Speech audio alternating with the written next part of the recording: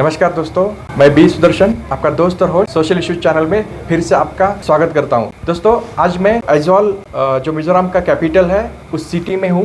आप बैकग्राउंड में देख सकते हैं, ये काफ़ी अच्छा सुंदर नेचर है यहाँ पे। दोस्तों सोशल इश्यूज चैनल जहाँ पे हम लोग बात करते हैं बेझिझक हर मुद्दे पे, चाहे छोटा हो या बड़ा हो, कोई भी इश्यू हो, हम लोग इस पे बेझिझक बात करते हैं। आज का टॉपिक थोड़ा सा अलग होगा। आज हम लोग बात करेंगे myth versus reality in Mizoram. Mizoram के बारे में जो हमारी समझ है उसमें क्या तथ्य है, ये आज हम लोग इस वीडियो के माध्यम से देखेंगे। Let's start. सबसे पहला myth, is it Mizoram safe और नॉट। सबसे पहला मिथ ये होता है कि मिजोरम को अगर विजिट करना है तो मिजोरम सेफ है और अनसेफ है। दोस्तों ये जो क्वेश्चन है, ये क्वेश्चन जब मैं मिजोरम सेकंड टाइम आ रहा था उस टाइम पे हमारे एक मेंटोर है जो काफ़ी ट्रैवल करते हैं अलग अलग सेक्टर में, अलग अलग दुनिया के कोने में। उन्होंने भी मुझे एक सवाल पूछा था कि सर आप मिजोरम में जा रहे हो, आपको डर नहीं लगता है? तो जाहिर सी बात है कि ये बहुत सारे लोगों के मन में क्वेश्चन है कि इस मिजोरम नॉर्थ ईस्ट एरिया में ट्रैवल करना सेफ है और नहीं है। तो दोस्तों इसका जो आंसर है वो बिल्कुल सेफ है। आप नॉर्थ ईस्ट एरिया में स्पेशली अगर मिजोरम में जा रहे हो तो बिल्कुल सेफ है। यहाँ पे जो यूथ्स है, यहाँ पे जितने लोकल पीपल्स है वो बहुत हेल्पफुल है और बहुत पोलाइटली बात करते हैं। तो आप मिजोरम के कोई भी एरिया में रात में, दिन में, टूरिस्ट प्लेसेस में या सिटी में कहीं पे भी बिंदास घूम सकते हैं। It's safe, 100% safe. मिजोरम के बारे में सेकंड मीथ आता है, इज इट मिजोरम बैकवर्ड और कट ऑफ एरिया।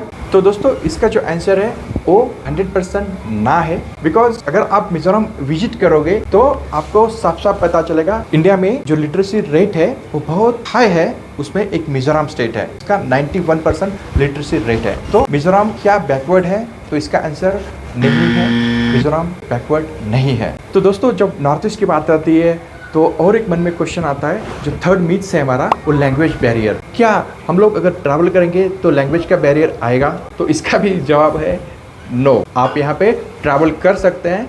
बहुत सारे लोकल जो पीपल्स हैं वो आपको हिंदी में या फिर इंग्लिश में बात कर सकते हैं।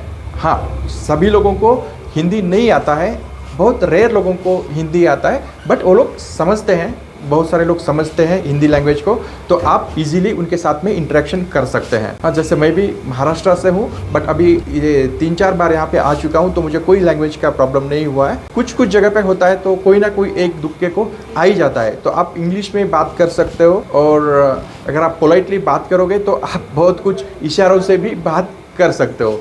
तो मेरे हिसाब से लैंग्वेज बैरियर जो है ये इतना बड़ा चैलेंज नहीं है, आप इसको इजीली सॉल्व कर सकते हो। दोस्तों और एक मीथ है मिजोरम के बारे में कि ये जो मिजोरम स्टेट है, ये इसका और बाकी जो स्टेट्स है इसका कल्चरल अलग है क्या? कल्चरल एक्टिविटीज़ ये कल्चरल से बाहर है क्या? तो इसका सीधा सीधा जवाब है यस। हमारा जो इंडिया है बेसिकली सब डाइवर्सिफाई है। जो इंडिया है वो बोलते हैं ना कि विविधता में एकता, यही तो मेरे भारत देश की खासियत है। तो वैसे ही आप कोई भी स्टेट में जाओगे तो हर स्टेट का कल्चर अलग है, वैसे ही मिजोरम का भी कल्चर अलग है, उनका ट्रेडिशन अलग है। बट यही एक खासियत है मिजोरम की, उनका जो कल्चरल एक्टिविटीज़ है बहुत यूनिक है। आप अगर संडे को स्पेशली अगर मिजोरम में विजिट करोगे तो आपको यहाँ कल्चरल ड्रेस कोड देखने के लिए मिलेगा। यहाँ पे जो उनका फेथ है गॉड के बारे में वो देखने के लिए मिलेगा, क्योंकि यहाँ पे पूरा संडे फुल ऑफ डे होता है, कंपलसरी ऑफ डे। और सब लोग 90% लोग जो है उस चर्च में जाना प्रेफर करते हैं, बाकी सब काम छोड़ के। तो ये एक बहुत अच्छी चीज़ मुझे देखने के लिए मिली यहाँ पे। बाकी स्पेशल डांस भी अगर देखोगे इनका, तो इनका एक स्पेशल डांस है, तो अगर आप देखना चाहोगे तो कभी विजिट कर सकते हो। मेरे हिसाब से यहाँ पे फरवरी में या मार्च में कुछ एक 4 को कोई इवेंट होता है, वहाँ पे आपको बहुत सारा एक्टिविटीज़ देखने के लिए मिलेगा।